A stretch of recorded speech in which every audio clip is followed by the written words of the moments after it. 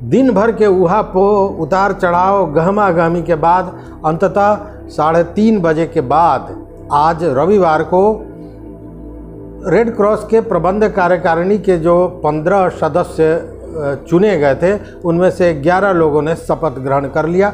शपथ ग्रहण के बाद ही उन्होंने अपने पदाधिकारियों का भी चुनाव किया, जिसमें अध्यक्ष, उपाध्यक्ष और कोषाध्यक्ष थे। लेकिन आज दिन भर उहापोह की स्थिति बनी रही।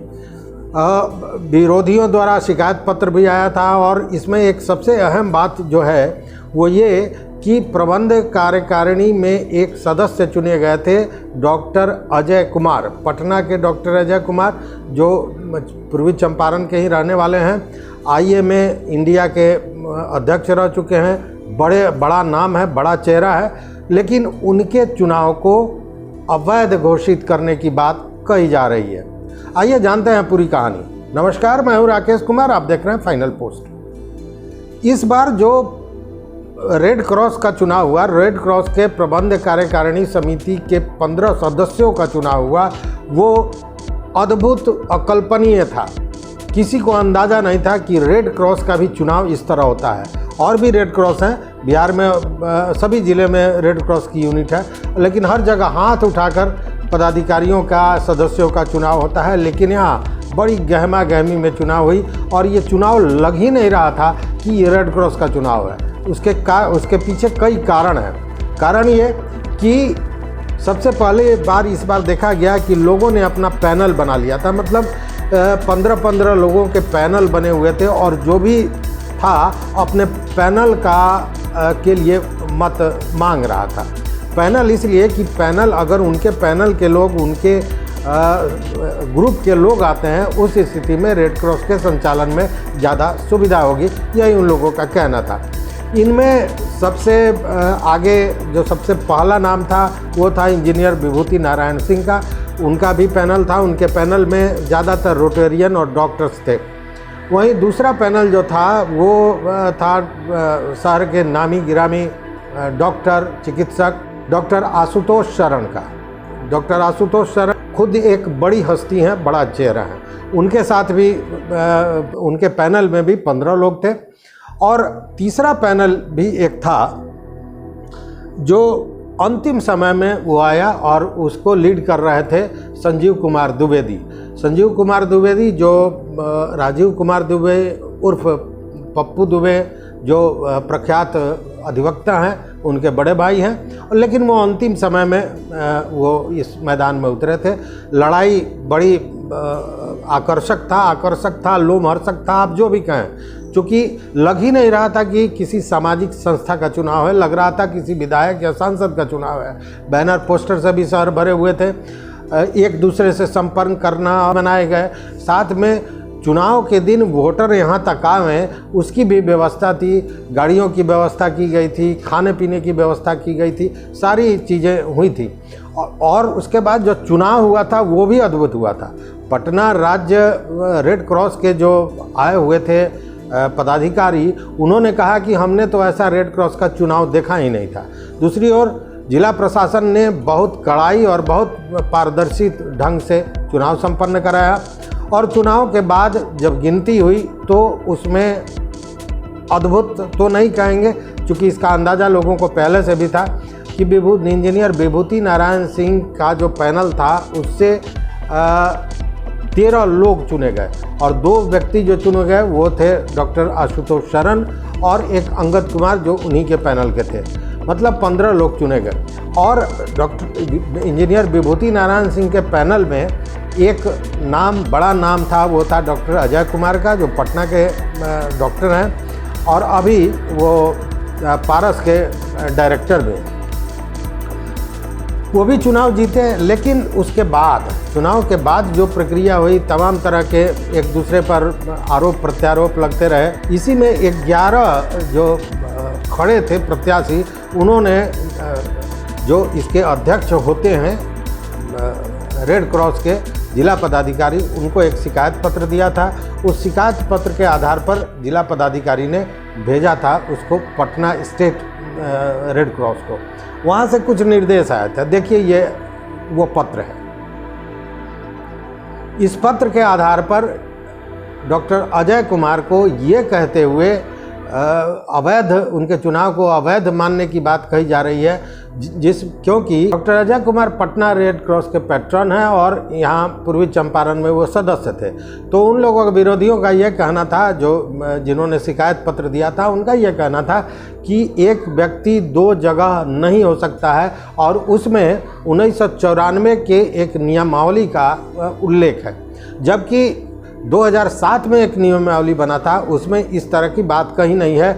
जो इंजीनियर विभूति नारायण सिंह के पक्ष के लोग, जो पैनल के लोग हैं, उन लोगों का कहना है कि ऐसी कोई बात नहीं है। दूसरी बात है कि वो वहाँ पे पैट्रन थे, तो जब पैट्रन थे तो उनको, वो दूसरे होते हैं, पैट्रन को 20,000 रुपया या 25,000 रुपया देकर पैट्रन वो बनते हैं, जबकि आजीवन सदस्य का शुल्क जो है सो 1,000 है। तो वो पैट्रन वहाँ है और यहाँ पे सदस्य हैं, इसलिए उन पर ये लागू नहीं होता है। एक बात ये थी। दूसरी बात जो इसमें इस पत्र में है वो ये है कि जो नए सदस्य बनाए गए थे, उनके सदस्यता शुल्क का जो अंश होता है, जो राज्यांश होता है, या जो सेंट्रल कमेटी को जो अंश जाता है, वो नहीं गया था। इसके चलते वो वोटर लिस्ट में उनका नाम जो था वो गलत था, वो वोट देने के हकदार नहीं थे। इनका स्पष्ट ये कहना है कि उन्होंने सदस्य बनाया, पैसा रेड क्रॉस को जमा किया। अब रेड क्रॉस का जो प्रबंध समिति उस समय का तत्कालीन है, उसका काम था कि उस पैसे को वो केंद्र को या राज्य को भेजता। ये भेजना हमारा काम नहीं है। अगर उन्होंने नहीं भेजा तो ये गलती उनकी है, उससे उनकी गलती के चलते इनको वोट देने से वंचित नहीं किया जा सकता है, इसलिए एकदम सही है। अब इसको लेकर आज दिन भर उहापोह की स्थिति बनी रही। जो राज्य रेड क्रॉस ने जो पत्र दिया था, उसके आलोक में पहले तो इन लोगों को 1 बजे का समय दिया गया था कि आप मोतिहारी प्रखंड के सभा कक्ष में आएँ और वहाँ का शपथ ग्रहण होगा, लेकिन फिर बाद में रुकने की बात आई। हालांकि इसकी कोई लिखित रोकने की कोई लिखित बात नहीं थी। बाद में फिर जो मोतिहारी प्रखंड के वीडियो हैं, उन्होंने कहा कि 3 बजे का समय रखा गया है। फिर 3 बजे तक यही उहापोह बनता रहा। हालांकि उस पत्र के आलोक में जिलाधिकारी, जो अध्यक्ष भी होते हैं रेड क्रॉस के, उन्होंने एक निर्णय लेते हुए कहा कि इन लोगों को शपथ ग्रहण कराई जाए, लेकिन वित्तीय प्रभार इनको नहीं दिया जाएगा तब तक जब तक इसके विषय में कानूनी पक्ष या कानूनी सलाह नहीं ले ली जाती है। उसी आधार पर हुआ। इसको लेकर काफ़ी गहमा-गहमी भी रहा। इसको लेकर काफ़ी गहमा-गहमी भी हुई। जो पदाधिकारी गए थे शपथ ग्रहण कराने और बाद में कमेटी का चुनाव कराने, उनमें एडिशनल कलेक्टर थे आपदा प्रबंधन के अनिल कुमार, एसडीओ थे सौरभ यादव जी, और डीसीएलआर थे संजय कुमार। इन तीनों ने, साथ में वीडियो भी थे, इन सभी पदाधिकारियों ने शपथ ग्रहण कराया। वहाँ पे कुछ मैटर को लेकर यही जो पत्र, ये जिलाधिकारी का पत्र जो आप अभी देख रहे हैं, इस पत्र को लेकर भी विवाद हुआ। विवाद ये हुआ कि उस पत्र को पढ़ के सुनाया गया और इससे लोग सहमत हैं। इस बात पर सदस्यों ने आपत्ति जताई। उन्होंने कहा कि ये प्रस्ताव का चीज़ नहीं, आप केवल ये दे सकते हैं कि ये पत्र पढ़कर सभी सदस्यों को सुना दिया गया, लेकिन इससे हम सहमति नहीं व्यक्त करते हैं। बाद में खैर उस प्रस्ताव को हटा दिया गया वहाँ से, और इसी तरह ये संपन्न हुआ। लेकिन इसको हम ये कह सकते हैं कि अभी संपन्न हुआ है, इस पर कहीं ना कहीं प्रश्न चिन्ह है। चूँकि अब आगे क्या होता है, डॉक्टर अजय कुमार के जो निर्वाचित हुए हैं उनको वैध करार दिया जाता है कि अवैध करार दिया जाता है। मैं ये बता दूं कि जब शपथ ग्रहण के बाद बाज़ाब्ता विभूति नारायण सिंह को अध्यक्ष बनाने का प्रस्ताव, अच्छा मैं बता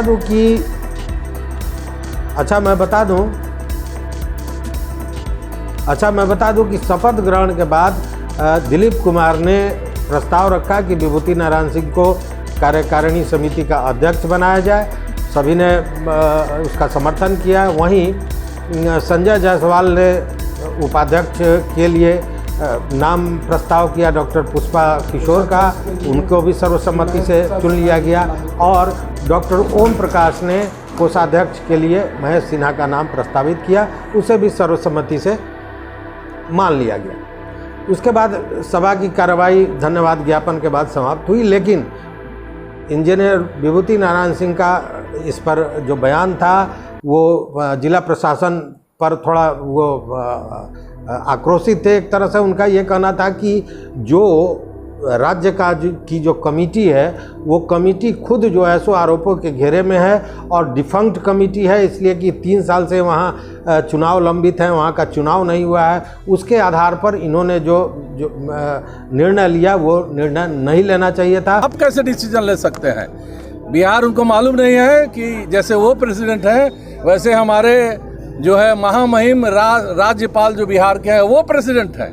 ये तो डिफंग काम चलाऊं सिस्टम चलाने वाला बीबी श्रीवास्तव जिस पे करोड़ों का घपला का आरोप है उसकी बातों को मान रहे हैं। आश्चर्य होता है कि ये जो है इनको मालूम नहीं है ये पॉलिटिक्स, उनकी बातों को मान रहे हैं। जिसका 3 साल पहले कार्यकाल खत्म हो गया है, काम चलाऊं जो है वो बोर्ड चला रहे हैं, उनकी बात को मान लिया कि आप जो है डबल सदस्य हैं। डबल सदस्य आप हमसे पूछे, हम भी हो सकते हैं, जबकि स्पष्ट किया गया है कि वो डबल सदस्य नहीं है। वो जो है एक पटना रेड क्रॉस के पैट्रॉन है, 20,000 रुपया देकर पैट्रॉन संरक्षक बने हैं। तो संरक्षक है, दूसरी जगह मेंबर बनेगा।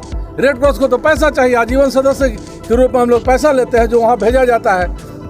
कोषाध्यक्ष नहीं है, पैसा नहीं गया तो वो लिख के भेजते हैं बीबी सिन्हा यहाँ पे कि पैसा मेरा नहीं आया इसलिए नहीं मानते हैं। उसमें हमारा मेंबर का क्या दोष है? आज जो ये धांधली किया गया है, हम लोगों को परेशान किया गया है, सुबह से होगा नहीं होगा, शपथ ग्रहण होगा नहीं होगा, ये सब किया गया है। ये सारे अदूरदर्शी पदाधिकारी हैं, ऐसे लोगों को अविलंब यहाँ से हटाना चाहिए इस जिला से। धन्यवाद। इसका विरोध करेंगे? जरूर विरोध करेंगे। रेड क्रॉस में हम लोगों ने काम किया है। आज ये सारे पैसे पे सारे लोगों का नजर है। 4 करोड़ रुपया जो नजर आ रहा है ये हम लोगों के और यहाँ के लोगों की गाढ़ी कमाई है।